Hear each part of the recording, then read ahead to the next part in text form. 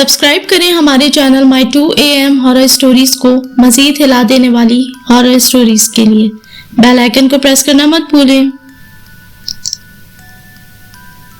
ये स्टोरी विशाल के जिंदगी में होने वाली एक घटना के कारण बनाई गई है, जो कि एक सच्ची कहानी है। 11 दिसंबर 2007 की रात 28 साल के विशाल के साथ एक ऐसा वाकया हुआ जिसे सोच के वो आज भी चैन से सो नहीं पाता। विशाल की नई नई शादी हुई थी और वो पहली बार अपनी बीवी के साथ सुहाग रात मनाने वाला था। उसकी दुल्हन उसका बेडरूम में इंतजार कर रही थी। पूरा कमरा फूलों के सजा हुआ था और बिस्तर पर गुलाब के फूल बिछे हुए थे। विशाल वैसे तो बहुत खुश था, लेकिन एक बात उसे मुसलसल परेशान कर रही थी। उसकी शादी से 3 दिन पहले वो लेट नाइट अपने दोस्तों के साथ बैचलर्स पार्टी करके वापस आ रहा था। तभी उसके सामने एक गाड़ी वाला अचानक से एक औरत को बुरी तरह कुचल के चला गया।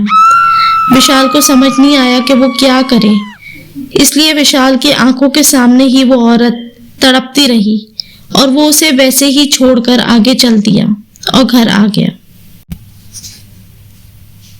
ये बात उसके दिमाग में मुसलसल चल रही थी और वो खुद को इसके लिए कोसे जा रहा था।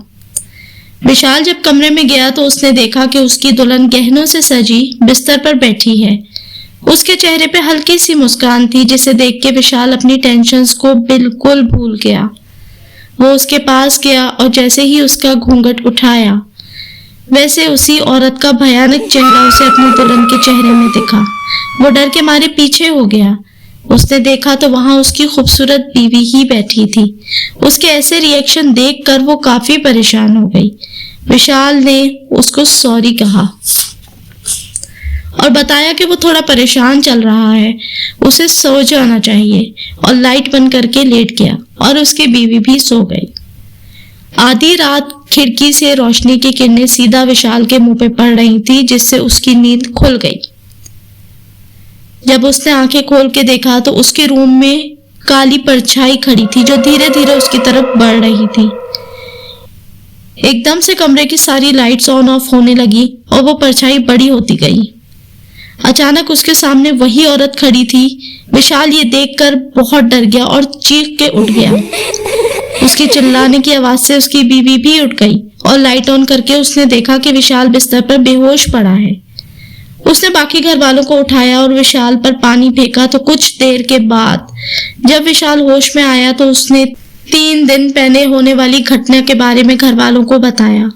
तभी उसके जान पहचान वालों में से किसी ने बताया कि उसके पड़ोस में भी एक औरत 3 दिन पहले एक्सीडेंट में मारी गई है। पता किया गया तो ये वही औरत थी। विशाल ने दिल में सबसे खूब माफी मांगी, रब से भी खूब माफी मांगी और तसव्वुर करके उस औरत से भी माफी मांगी जिसे वो तड़पता छोड़ गया था।